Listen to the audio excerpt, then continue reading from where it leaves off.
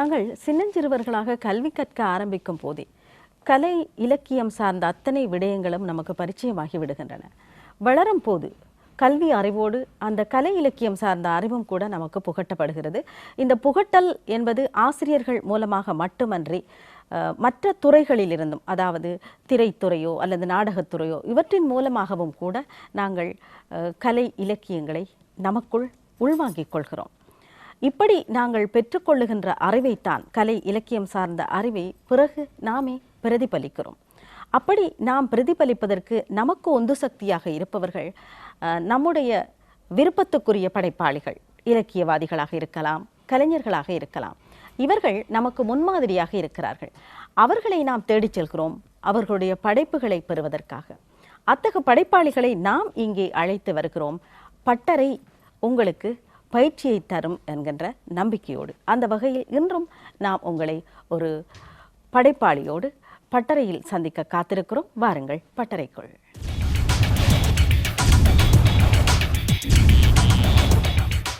இன்று நாங்கள் எழுத்தாளர் வதிரி சி ரவீந்திரன் அவர்களை அழைத்து வந்திருக்கிறோம். தன்னுடைய அனுபவங்களை அவர் எங்களோடு பகிர்ந்து கொள்ளும் போது நிச்சயமாக அவற்றிலிருந்து நீங்கள் பெறுகின்ற கருத்துக்கள், விடயதானங்கள் உங்களுடைய அறிவை நீங்கள் பெருக்கிக் கொள்வதற்கு, படைப்பு சார்ந்த இலக்கியம் சார்ந்த அறிவை நீங்கள் பெருக்கிக் கொள்வதற்கு உதவும் என்கின்ற நம்பிக்கையோடு நாங்கள் அவருடனான எங்களுடைய கலந்துரையாடலை ஆரம்பிக்கிறோம்.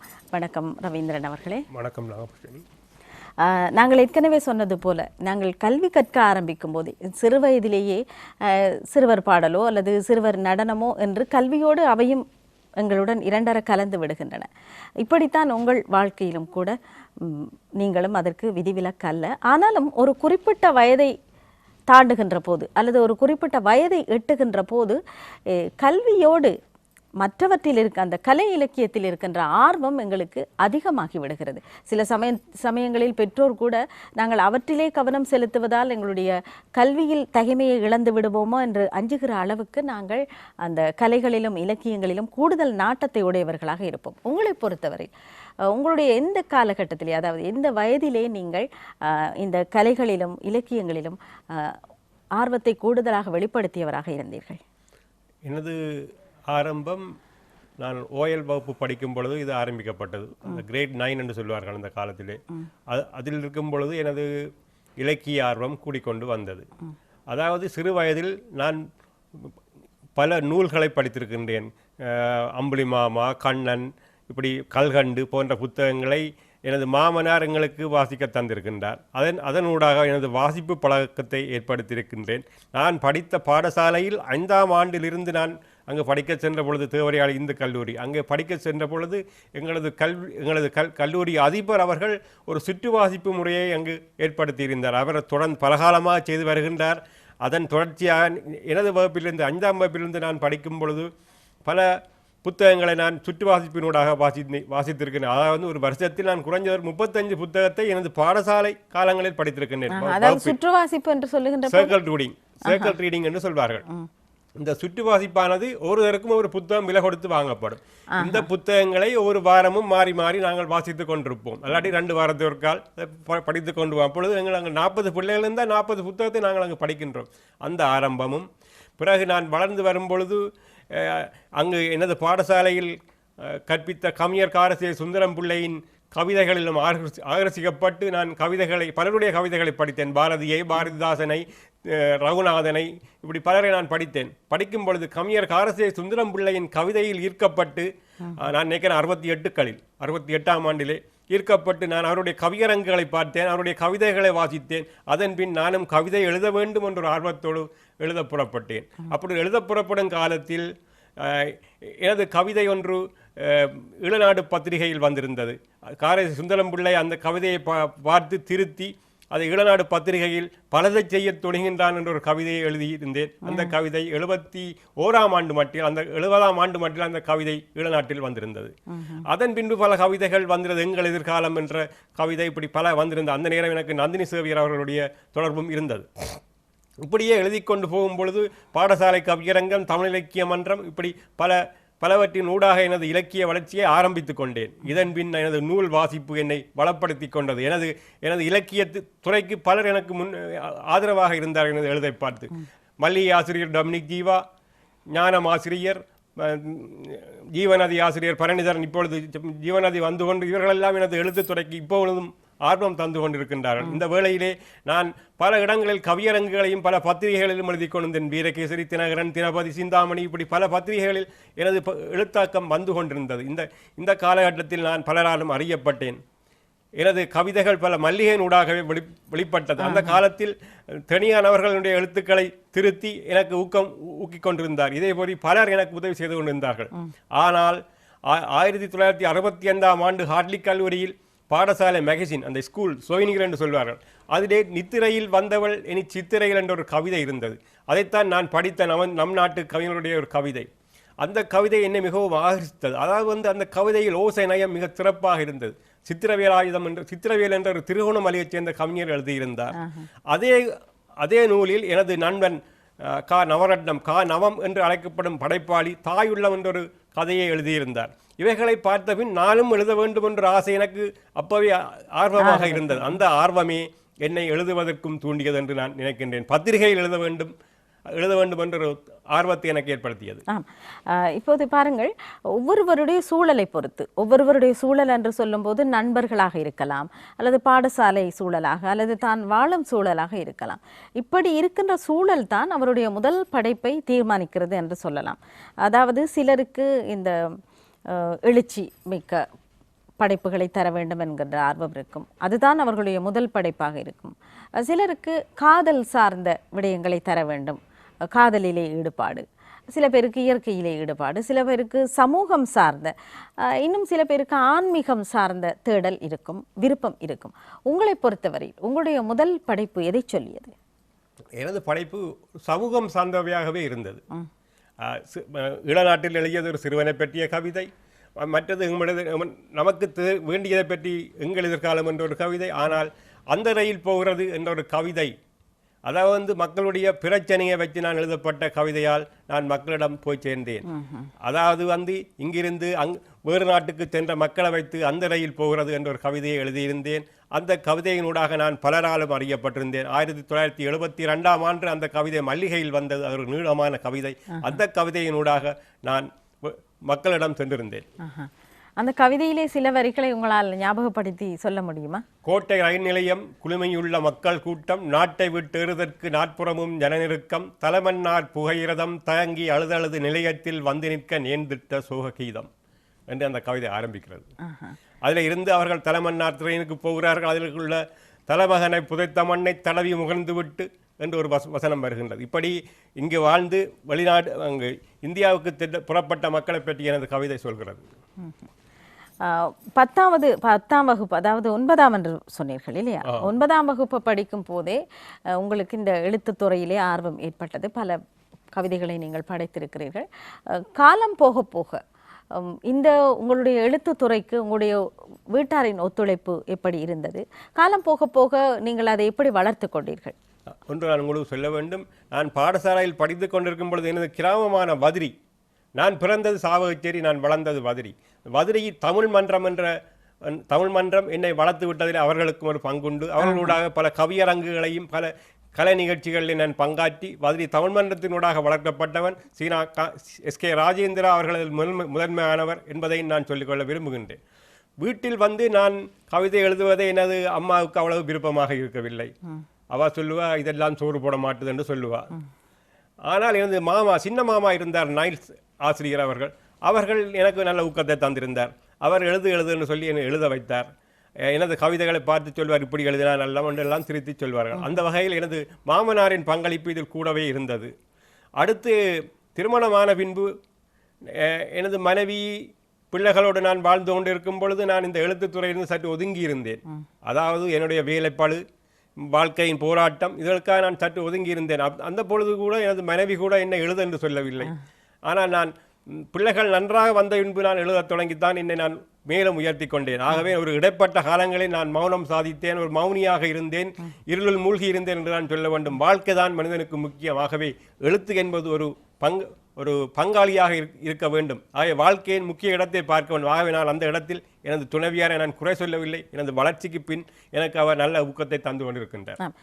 நீங்கள் சொன்னீர்கள் ஒரு குறிப்பிட்ட காலம் நீங்கள் மௌனியாக இருந்ததாக, அந்த சந்தர்ப்பத்தில் உங்களுக்குள் புதைந்து கிடந்த கவிஞன் அல்லது எழுத்தாளன் உங்களை உந்தி தள்ளவில்லையா? ஏதேனும் எழுது உள்ளத்தில் கிடக்கின்ற கிடக்கையை அப்படியே வரிகளாக்கி விடு என்கின்ற சந்தர்ப்பங்கள் உங்களுக்கு ஏற்பட்டதில்லையா?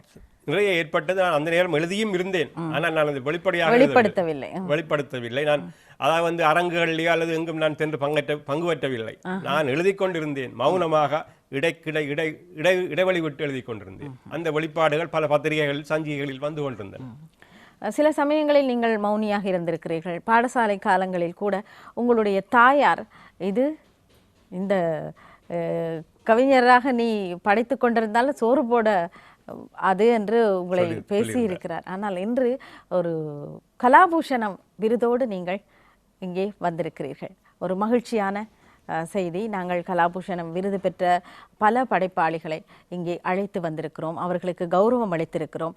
இந்த பட்டறையினூடாக உங்களை நாங்கள் அறிமுகப்படுத்துவதன் மூலமாக வளர வேண்டும் என்கின்ற இளைய தலைமுறைக்கு நாங்கள் ஒரு உந்து சக்தியை வழங்குகிறோம் என்றுதான் கூற வேண்டும். ஏனென்றால் உங்களுடன் நாங்கள் கலந்துரையாடுகின்ற போது உங்களுடைய அனுபவங்கள் உங்கள் மூலமாகவே வெளிப்படுகிறது.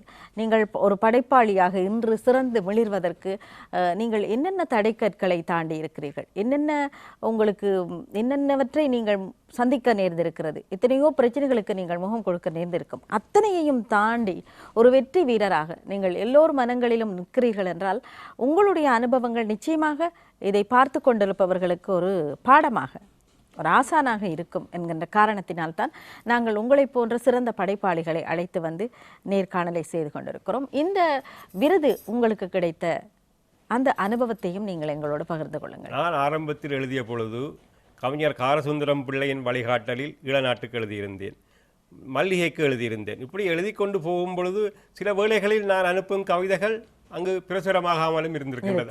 அதையிட்டு நான் தளரவில்லை. நான் தொடர்ந்து எழுதி கொண்டு வந்தேன். மல்லிகையில் நான் எழுதிய சில கவிதைகள் வரவும் இல்லை. அதே மாதிரி பின்பு நான் எழுதியவை வந்திருக்கின்றன. ஆகவே ஒரு ஆசிரியர் தன்னுடைய தகமையை பார்த்து அவர் போடுவது, அதில் நான் எந்தவித குறைபாடும் சொல்ல என்னுடைய எழுத்தில் சில வேளையில் போட முடியாதவையாகவும் இருக்கலாம், அல்லாட்டி தகுதியின்மையாகவும் இருக்கலாம். ஆகவே எங்களுடைய எழுத்தை நான் வளர்த்து கொண்டே வந்தேன். இந்த காலகட்டங்களில் நான் தமிழ் மன்றத்தில் இருக்கும் பொழுது கவியரங்குகளை செய்து கொண்டிருக்கிற காலத்தில் எனது கவியரங்கம் பல இடங்களிலும் நன்றாக பேசப்பட்டு கொண்டிருந்தது. அங்கு பல நல்ல நூல்கள் இருந்தன. அந்த நூல்களை படித்தேன். நான் மட்டும் வளர்ந்தால் போதும் நிலையாமல் என்னோடு வந்த பல படைப்பாளிகளையும் நான் வளர்த்து கொண்டு வந்தேன். இன்றைய காலகட்டத்தில் ஒருவரை வளர்த்து விடுவதற்கு பலர் விரும்ப மாட்டார்கள். அதாவது படைப்பு இலக்கியத்துக்குள் பல பொறாமைகள் சூழ்ந்து கொண்டிருக்கின்றது. ஆனால் என்னை பொறுத்தவரையில் நான் அப்படி ஒரு காலமும் நான் நடந்ததில்லை. எழுதுபவர்களை ஊக்குவித்துக் கொண்டுதான் இருக்கின்றேன். உதாரணமாக நான் எழுதும் பொழுதே என்னோடு எழுதிய பல படைப்பாளிகளுக்கு நான் ஊக்கம் கொடுத்திருக்கின்றேன். உதாரணமாக பூவரசி என்று புஷ்பராணி ஒருவர் எழுதியிருந்தார். மல்லிகையில் தினகரன் வீரகசியில் எழுதியிருந்தார். அவர் என்னை விட வயதில் மூத்தவர். நான் எழுதி கொண்டிருக்கும் பொழுது அந்த பூவரசியினுடைய எழுத்துக்களையும் நான் பத்திரிகைகளுக்கு கொடுத்து அவருக்கு ஊக்கம் கொடுத்து கொண்டிருந்தேன். ஆனால் அவர்களெல்லாம் வாழ்க்கை பயணத்தை ஆரம்பித்தபடியால் அவர்கள் தொடர்ந்து இந்த எழுத்துத்துறைக்குள் வரவில்லை. ஒரு படைப்பாளியாகவன் தான் மட்டும் வளர்ந்தால் போதாது, மற்றவர்களையும் வளர்க்க வேண்டும் என்ற ஒரு நோக்கத்தோடு வாழ வேண்டும். அப்படி பார்க்கும் பொழுது எனக்கு தெனியான், காரசே சுந்தரம் பிள்ளை, நந்தினி சேவியர், ராஜஸ்ரீகாந்தன் போன்ற படைப்பாளிகள் என்னை வளர்த்து விட்டவர்கள் என்ற வரிசையில் நான் அவர்களை என்று நினைவுபடுத்தி கொண்டிருக்கின்றேன். அதே மாதிரி தமிழ் மன்றம் என்னை எல்லா விதத்திலும் ஊக்குவித்த ஒரு எனக்கு களம் தந்த இடம் என்று நான் மறக்காமல் கூறுவதில் இருக்கின்றேன். ஆகவே நாங்கள் பல தடைகளை தாண்டி வந்திருக்கின்றோம். எழுத்து என்பது ஒருவனுக்கும் கொடுக்கப்பட்ட கொடை. அந்த எழுத்து நன்றாகவும் இருக்கும், நன்றாகவும் இருக்காமலும் இருக்கும். ஆகவே அதனை செப்பமுட்டு செய்ய வேண்டிய ஒரு படைப்பாளி. பல போராட்டங்களின் மத்தியில் தான் நாங்கள் எமது எழுத்தை வளர்த்து கொண்டிருக்க வேண்டும். எழுத்துக்கு நாங்கள் மிகவும் நிரம்ப படிக்க வேண்டும். வாசிப்பு என்பது மனிதனுக்கு ஒரு முக்கியம் என்பதை நான் இந்த இடத்தில் கூறிக்கொள்ள விரும்புகிறேன். அந்த போராட்டத்தின் விளைவாக உங்களுக்கு கிடைத்ததுதான் இந்த பெரிய பாராட்டு என்று சொல்ல வேண்டும். அதனையும் நாங்கள் மீண்டும் மகிழ்ச்சியோடு நினைவுபடுத்திக் கொள்ள வேண்டும். கவிதை படைப்பதிலே நாட்டம் உள்ளவர்கள் பாடலும் எழுத வேண்டும், பாடல் ஆசிரியராக வர வேண்டும் என்கின்ற ஆர்வத்தோடும் இருக்கிறார்கள். சிலருக்கு இந்த கவிதைக்கும் பாடலுக்கும் இடையிலே உள்ள வேறுபாடு அல்லது எப்படி படைக்கப்பட வேண்டும் என்கின்ற வித்தியாசம் தெரியாமல் இருக்கிறது. அதனால் அவர்களுடைய கவிதைகளில் அல்லது பாடல்களில் ஏதோ ஒரு சின்ன ஒரு குறைபாட்டை நாங்கள் காணக்கூடியதாக இருக்கிறது என்று சொன்னால் நீங்கள் உங்களுடைய அனுபவத்தை பொறுத்து என்ன சொல்வீர்கள்? உண்மையில் நான் எனது கவிதையை எழுதும் பொழுது நான் சினிமா பாடலை வைத்துத்தான் முந்தைய ஆரம்பத்தில் எனது பாடல்களை எழுதி பழகினேன். ஆனால் காலம் நான் எழுதத் தொடங்கிய பின் மெல்லிசை பாடல்களிலேயும் பல பரீட்சைகள் செய்திருக்கின்றேன். எனது மெல்லிசை பாடல்கள் சில மகேந்திரன் அவருடைய இசையமைப்பில் வந்து கொண்டிருக்கின்றன. அப்படி பல பாடல்கள் வந்திருக்கு. மே தினத்துக்கன்று பல பாடல்கள் நான் எழுதியிருக்கேன். அது இலங்கை ஒலிபரப்பு கூட்டு ஸ்தாபனத்தில் இருக்கிறது. பாடல் என்பது ஓசையோடு எழுதப்பட வேண்டும். அந்த ஓசையோடு எழுதப்படுவதுதான் பாடலாக அமையும். இன்றைய காலகட்டத்தில் பாடல்களை பலர் எழுதுகிறார்கள். மெட்டுக்கு பாட்டு எழுதுவது, அந்த டியூனுக்கு பாட்டு எழுதினால் அந்த ஓசைக்கு வந்து கொண்டிருக்கும். ஆனால் அதில் சந்தம் என்பது மிக கவனம். எதுகமோனை என்பதை விட ஓசை மிக முக்கியம். அந்த ஓசைக்கேற்ப மாதிரி பாட்டு எழுதப்பட வேண்டும். அடுத்ததாக அந்த பாட்டில் கருத்து இருக்க வேண்டும். சில பாடல்கள் இருக்கின்றன. இன்றைய பாடல்கள், நீங்கள் இன்றைய பாடலை பற்றி கேட்டால் சில பாடல்கள் இந்த பாடலுக்கும் அந்த கருத்துக்கும் பாடல் பாடிக்கொண்டிருப்பார்கள், அந்த கருத்துக்கள் புரியாமல் இருக்கின்றது. உதாரணமாக ஈழத்தின் பல இளம் கவிஞர்கள் இன்றைய வந்து கொண்டிருக்கின்ற இளங்கவிஞர்கள் அவர்கள் எங்களை விட நன்றாக எழுதுகிறார்கள் என்று நான் சொல்ல வேண்டும். நான் ஒரு பெரிய படைப்பாளி என்று நான் என்னை உயர்த்தி வைக்க நான் விரும்பவில்லை. ஆகவே இன்றைய இளம் படைப்பாளிகள் மிகச்சிறந்த பாடல்களை ஆக்குகின்றார்கள். உதாரணத்துக்கு நாங்கள் ஆரம்பத்தில் 40 ஆண்டுகளுக்கு தென்னிந்திய சினிமாவுக்கு ஈழத்து ரத்தினம் பாடல் எழுதியிருந்தார். அதே ஈழத்து ரத்தினம் தான் ஆரம்பத்தில் இலங்கை மெல்லிசை பாடலுக்கு இலங்கை வானொலியில் பாட்டு எழுதியிருந்தார். அந்த ஈழத்து ரத்தினத்துக்கு பிறகு தென்னிந்தியாவில் இன்று பாடலை எழுதியிருப்பவர் என்று சொன்னால் கவிஞர் அஸ்மின் என்பதை நான் உங்களுக்கு சொல்லிக் விரும்புகின்றேன். அவருடைய பாடல்களில் ஒரு சந்தம், ஓசை, வசனங்கள் எல்லாம் ஒழுங்காக வந்து கொண்டிருக்கின்றன. ஆகவே பாடல்கள் என்பது ஒழுங்கான முறையில் அமைக்கப்பட வேண்டும் என்பது எனது கருத்து. ஆமாம், நீங்கள் இந்த மெல்லிசை பாடல்களை பற்றி சொன்னீர்கள்.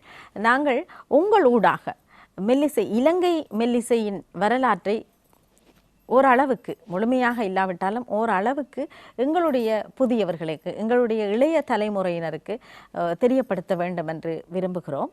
மெல்லிசை பாடல், பாப்பிசை, இவற்றுக்கு ஆரம்ப களம் தந்தது இலங்கை வானொலி தான், இல்லையா?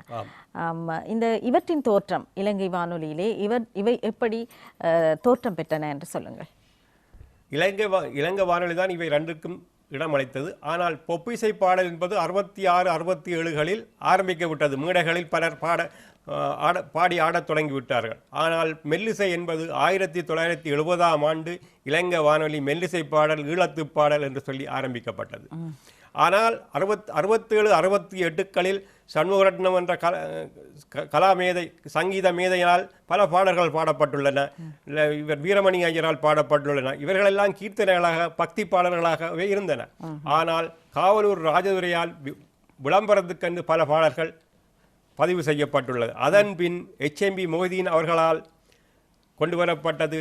நமது தமிழர்களுக்கென்று தனித்துவமான இசைப்பாடல்கள் வேண்டும் என்று மெல்லிசை பாடல்கள் ஆரம்பிக்கப்பட்டது. அந்த 70களில் ஆரம்பிக்கப்பட்டது இந்த மெல்லிசை பாடல். இந்த மெல்லிசை பாடலின் பிதாமகனாக பரராஜசிங்கம் என்று அழைக்கப்படும் பரா மக்களால் அறியப்படுகின்றார்.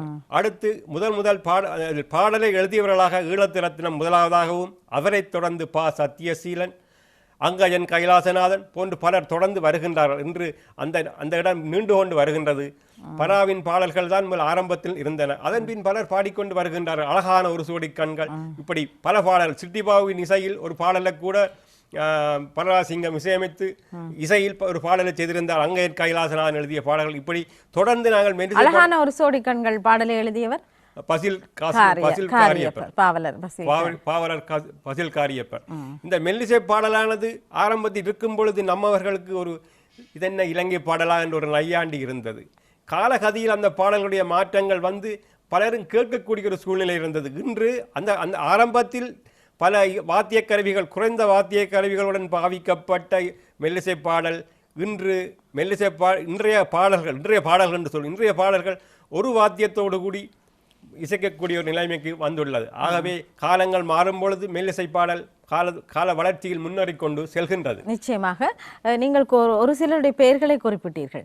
இந்த மெல்லிசை பாடல்களை படைப்பதிலே முக்கிய பங்களிப்பு செலுத்திய பாடகர்கள் அல்ல, படைப்பாளிகள், கவிஞர், பாடல் ஆசிரியர்களையும் அவர்களுடைய பாடல்கள், அதாவது அந்த காலகட்டத்தில் உச்ச நிலையில் இருந்த பாடல்கள் சிலவற்றையும் நீங்கள் எங்களுக்கு கூற வேண்டும். அதாவது சில்லையூரானுடைய பாட்டு ஞாயிறென வந்தால் அவள் ஞாயிறென வந்தால் அந்த பாடலும் ஒவ்வொரு மாதங்களையும் கிழமைகளையும் வைத்து சிலையூரால் எழுதப்பட்ட பாடல். சிலையூர் செல்வராஜன் அந்த பாடலையும் பராதான் பாடியிருக்கின்றார். பல பாடல்கள் இருக்கின்றன, எனக்கு தற்சமயம் ஞாபகத்தில் வரவில்லை. இவர் கிருஷ்ணன் பாடிய திருமலையில் ஒரு நாள் திருமணம் நடந்ததுவாம், வானத்து வண்ட தாரகை போல் என் வாழ்வினில் வந்தவளே, அது அந்த பாடல் இவர் பாடியது, பத்மலிங்கம் பாடியது, சங்கீத பூஷணம் பத்மலிங்கம் பாடிய பாடல். இப்படி அந்த பாடலை எழுதியவர் இலங்கை வானொலியைச் சேர்ந்த ஒரு அறிவிப்பாளர் கனகரட்னம். அவர் இப்படி பல பேர் எழுதியிருக்கிறார்கள், திலகநாயகம் போல் இப்படி பல பேர். குலசீலனானுடைய பாடல்கள் மிகவும் பிரசித்தி பெற்றவை. இந்த ஈழத்து மெல்லிசையின் தோற்றத்தில் சொல்லும் பொழுது மெல்லிசைக்கென்று வந்த சங்கீத பூஷணங்களாக முதலில் குலசீலநாதன், பின்பு திலகநாயகம் போல் திரு பத்மலிங்கம் ஆகியோர், இந்த மூவரையும் நாங்கள் குறிப்பிட்டு சொல்ல வேண்டும். ஆனால் கர்நாடக சங்கீதத்தை படித்து கர்நாடக சங்கீதத்தில் ஒரு அரமணத்தியாலம் வானொலி கச்சேரி செய்ய முடியாதவர்கள் மெல்லிசை ஊடாக தங்களை பெரிய மெல்லிசை பாடல்களாக காட்டியமையும் உண்டு. அதாவது அவருடைய குரல் வளம் அதுக்கு பொருந்தாமையினால் இவர்கள் எல்லோரும் மெல்லிசை பாட்டிற்குள் வந்து தங்களுடைய திறமையை காட்டினார்கள். அதே வேளையில் அதிகம் சங்கீத அறிவோடு இருந்த கலாவதி, முத்தழகு, இப்படி பல பாடகர்கள், கார்மகன் நந்தா கூடி சங்கீத அறிவுள்ளவர் தான், அவர் ஒரு கார்மகன் நந்தா ஒரு கவிஞர், இப்படி பல பேர் வந்து தங்களுடைய பாடல்களை பாடியிருக்கின்றார்கள். இதில் சில்லையூர் செல்வராஜன், கார்மகன் நந்தா, பசியல் காரியப்பர், முருகையன், இப்படி பல பேருடைய பெயர்களை சொல்ல அவர் நீண்ட பட்டியல் இருக்கின்றது இந்த மெல்லிசை பாடலுக்கு. நாகபூசணி கூட எழுதியிருக்கின்றார் பாடல். நாகபூசணி கருப்பையாவுடைய பாடல்களும் இருக்கின்றன, இல்லை என்று சொல்லவில்லை. எங்களுடைய இளைய தலைமுறை நிச்சயமாக தெரிந்து கொள்ள வேண்டிய ஒரு விடயம் தான் இந்த பாடலாசிரியர் வரிசையில் நீங்கள் ஆமாம், எங்களுடைய தூவானம் நிகழ்ச்சி தயாரிப்பாளர் கூட இன்று திரைத்துறையிலே திரைப்பட பாடல்களை தந்திருக்கிறார்.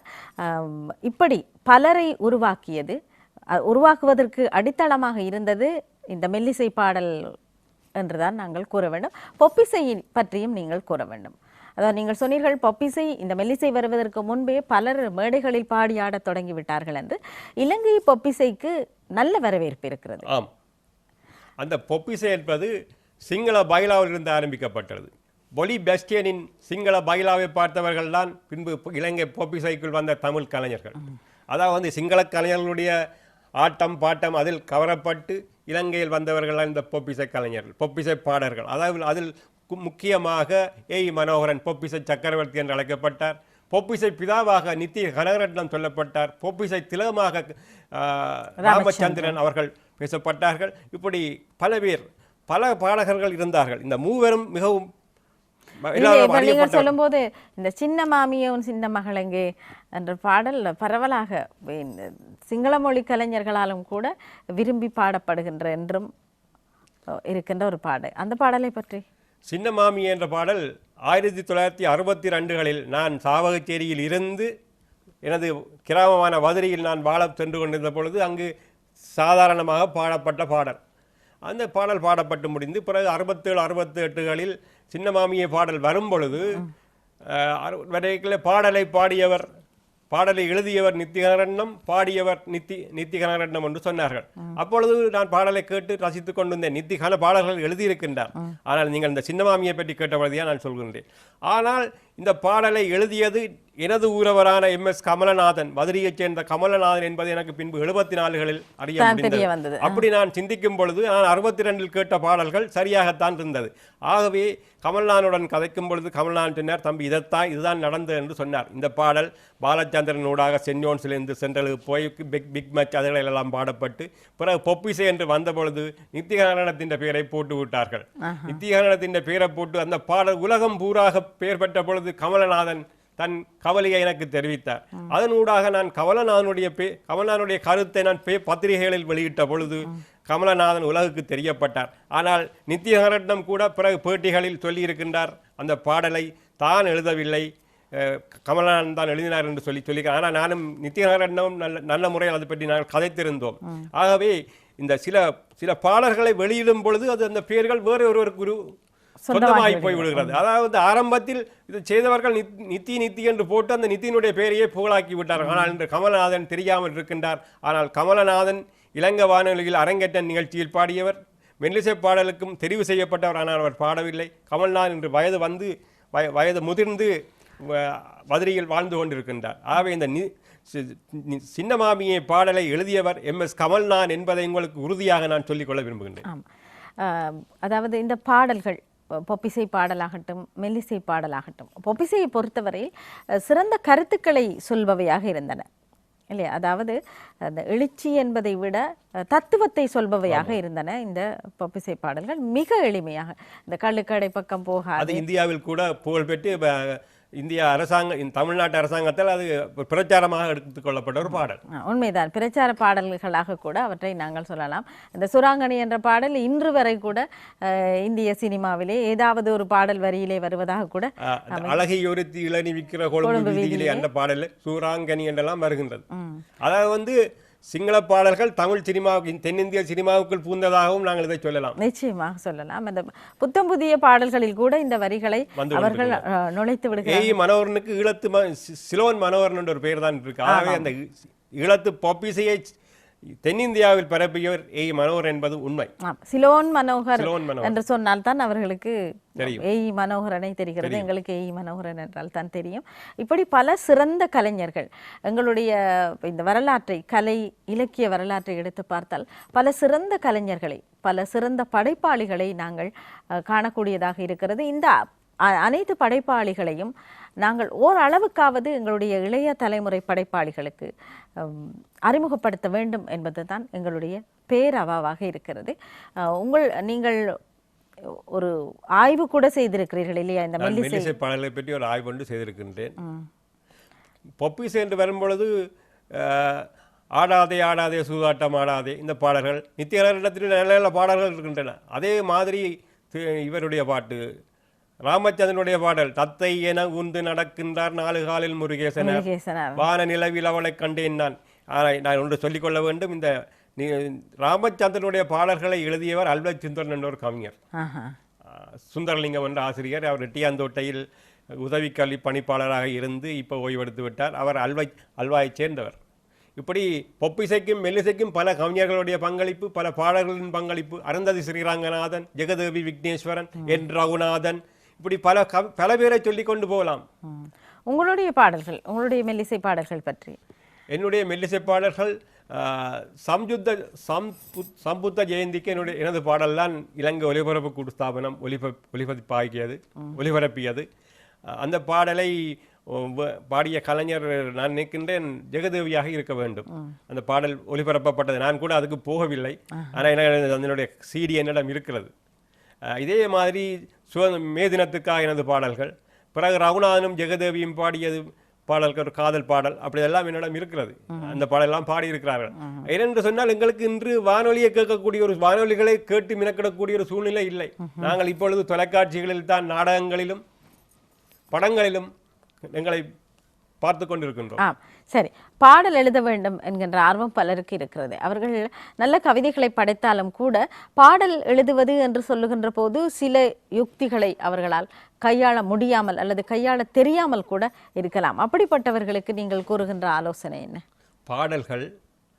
பாடல் எழுதும் பொழுது அதுக்கு ஒரு ஃப்ரேம் ஒன்று போட்டுக்கொள்ளணும். நாங்கள் என்ன மாதிரி எழுத போனோம். இப்போ ஒரு பாடலில் ஒரு வயதானவர் என்று சொல்லி வரும்பொழுது அந்த பாடலுக்கு நாங்கள் வயதான என்று சொல்லி எழுத முடியாது. அந்த பாடலில் எழுதி கொண்டு போய்க்கலாம், அதனுடைய ஓசை உடைந்து விடும். ஆகவே வந்து ஒரு கவிஞர் எழுதியிருந்தார், நரைத்தது நரைமுடி என்று சொல்லி எழுதியிருந்தால் அப்போ அவருக்கு வயது வந்து விட்டது என்று. ஆகவே அந்த சுருக்கமாக சொல்லாக்கங்களை அதுக்கேற்ற மாதிரி ஆக்கிக் கொள்ள வேண்டும். நான் நினைக்கிறேன் அந்த பாடல் அஸ்மினுடைய பாடலாகத்தான் இருக்க வேண்டும். இப்படி இந்த பாடல்களை நாங்கள் சுருக்கி எழுதுவதற்கு அதுக்கேற்ற பொருளை நாங்கள் போட்டு எழுதி கொள்ள பழக வேண்டும். பாடல்கள் ஒழுங்காக வர வேண்டும், சந்தத்துடன் வர வேண்டும். பல்லவி, அனுபல்லவி, இப்படி பல இதுகள் இருக்கின்றது. எனக்கு கூட நண்பர் மகேந்திரன் அவர்கள் மெட்டுக்கு பாட்டு எழுத சொல்லியிருந்தார். நான் மிகவும் கஷ்டப்பட்டு எழுதினேன். ஆகவே எங்களுக்கு பாடல் எழுத சொன்னால் எழுத முடியும், மெட்டுக்கு பாடல் எழுதுவது என்பது சுகமான காரியம் அல்ல, மிக மிக கஷ்டமான காரியம். ஏனென்றால் வந்து விழுகின்ற வார்த்தைகள் பாடல்களாகவோ கவிதைகளாகவோ ஆகின்றன. ஆனால் மெட்டை கொடுத்து விடும் போது நாங்கள் அந்த வார்த்தைகளை தேட வேண்டி இருக்கிறது இல்லையா? நீங்கள் ஏற்கனவே சொன்னது போல் அந்த சில வார்த்தைகள் சொற்பிரயோகங்கள் பாடலுக்கு அல்லது கவிதைக்கு அழகு சேர்க்கின்றன. சிலவற்றை நாங்கள் அந்த பேச்சு வழக்காக வருகின்ற சிலவற்றை உபயோகிக்கும் போல அல்லது ஏதோ ஒரு கட்டுரையை வாசிப்பது போன்ற ஒரு உணர்வைத்தான் நமக்கு ஏற்படுத்துகின்றன. எனவே அந்த நயம், அந்த அழகு தங்களுடைய படைப்பிலே மிளிர வேண்டுமாக இருந்தால் அதற்கு பொருத்தமான சொற்பிரயோகங்கள் புகுத்தப்பட வேண்டும். இப்போ பாடல்கள் அதிகமாக பக்தி பாடல்கள், மெல்லிசை பாடல்கள் இன்று வந்து கொண்டிருக்கின்றன. சிலது ஆடலும் பாடலுமாக வீடியோ காட்சிகளாகவும் வந்துள்ளன. இவற்றையெல்லாம் பார்க்கும் பொழுது அருமையாக இருக்கின்றது. நமது கலைஞர்கள், நமது படைப்பாளிகள் எல்லோரும் ஒருமித்து செய்கின்றார்கள். ஆகவே எதை செய்வதென்றாலும் அதுக்கு ஒரு குழு ஒன்று செயல்பட்டு இயங்க வேண்டும் என்பது என்னுடைய கருத்து. நிச்சயமாக. இப்போது இந்த மெட்டுக்கு பாட்டு எழுதுபவர்கள் கூட, எழுத விரும்புபவர்கள் கூட இந்த சினிமா பாடல்களை துணைக்கு வைத்துக்கொண்டு தங்களுடைய சொற்களை வைத்து அப்படி பழகலாம் இல்லையா? ஆமாம், அப்படி பழகலாம். குறிப்பாக ஓடம் நதியினிலே ஒருத்தி மட்டும் கரையினிலே என்ற பாடல், அந்த பாடலை நாங்கள் பார்த்தோம் என்று சொன்னால், அழகு நிலவானத்திலே பவனி வரும் வேளையிலே, அந்த பாடலுக்கும் இந்த பாடலுக்கும் தொடர்பு இருக்கு. ஆனால் அந்த நேரம் இந்த பாட்டு மெட்டுக்கு எழுதப்படவில்லை. பாடலை எழுதிய பின்பு பாடலை இசையமைத்த முத்துசாமி அவர்கள் அந்த டியூனுக்கு தான் இதை போட்டுக்கிறார். அதனுடைய ராகத்தில் தான் இந்த பாடல் வந்திருக்கிறது. இப்படி பல பாடல் இருக்கு. மகேந்திரன் மாஸ்டரோடு நான் கதைக்கும் பொழுது அவர் ஒரு பாடலை எனக்கு காட்டுவார். மாஸ்டர், இந்த பாடல் நான் இப்படித்தான் போட்டேன், இந்த டியூனுக்கு தான் போட்டேன்னு சொல்லி எனக்கு செய்து காட்டுவார். இப்படி ஒரு மெல்லிசை பாடலோ பெண்ணிசை பாடலோ அதுக்கு ஒரு ராகம் இருக்க வேண்டும். அந்த இசையமைத்தவரோட அந்த கேட்டால் அந்த ராகம் அதுக்கு தெரியும், சரியாக தெரியும். ஆமாம். உங்களுடைய தற்போதைய நடவடிக்கை இந்த இலக்கியத்துறையிலே அல்லது படைப்பு துறையிலே என்னவாக இருக்கிறது? நான் அடுத்து இந்த மெல்லிசை பாடல்கள் பற்றிய ஒரு ஆய்வு கட்டுரை ஒன்று இருக்கிறது. அந்த கட்டுரையை இன்னும் விரிவாக எழுதுவதற்கு கொண்டு இருக்கின்றேன். அடுத்து நான் செய்த நேர்காணல்கள், எனது கட்டுரைகள் என்று தனி ஒன்று இருக்கு. இது ரெண்டையும் செய்யலாம் என்று நான் இருக்கின்றேன். மூன்றாவதாக நான் எனது முகநூலில், அதாவது இன்று எல்லாராலும் பேசப்படும் ஃபேஸ்புக்கில் சொல்ல வேண்டியவை என்று நான் இப்போ ஒரு 7-8 எழுதிவிட்டேன். ஒரு 10-15 எல்லாத்தையும் ஒரு நூலாக போடுவதற்கு நான் இருக்கின்றேன் தனித்தனியாக. ஆனால் அதற்கு இறைவனுடைய ஆசியும் எனது பிள்ளைகளுடைய பண அருளும் எனக்கு கிடைத்தால் நான் நிச்சயம் செய்வேன். நிச்சயமாக உங்களுக்கு எல்லாம் கிடைக்க வேண்டும் என்று நாங்களும் பிரார்த்திக்கிறோம். உங்களுடைய ஏற்கனவே கையிருப்பில் இருக்கின்ற இந்த படைப்புகள் வெளி உலகுக்கு சிறந்த பதிப்புகளாக வெளிவர வேண்டும் என்று நாங்கள் வாழ்த்தி கொண்டு உங்களிடமிருந்து விடைபெறுகிறோம். நன்றி, வணக்கம் நாகபூஷணி. அதே வேளையில் இந்நிகழ்ச்சியை பங்கு பெற்ற எனக்கு தருணம் அளித்த கவிஞர் அஸ்மின் அவர்களுக்கும் நன்றியை குறிப்பிட வருகின்றேன். நன்றி. இன்று நாங்கள் பட்டறைக்கு அழைத்து வந்த அதிதி கவிஞர் வதிரி சி. ரவீந்திரன் அவர்கள். அவர் தன்னுடைய அனுபவங்களை, சிறந்த பல அனுபவங்களை மட்டுமல்ல, ஒரு பாடலாசிரியர் எவ்வாறு உருவாக வேண்டும், ஒரு பாடலை எவ்வாறு நாங்கள் எழுதி பழகலாம், யாத்து பழகலாம் என்பதை கூட உங்களுக்கு சொல்லித்தந்தார். இன்றைய பட்டறையில் நீங்கள் பல நல்ல விடயங்களை தெரிந்து கொண்டிருப்பீர்கள் என்ற நம்பிக்கையோடு நாங்கள் பட்டறையிலிருந்து வெளியே வருகிறோம். அடுத்த அம்சத்துக்கு செல்வோம், ஒரு இடைவேளையை எடுத்துக்கொண்டு.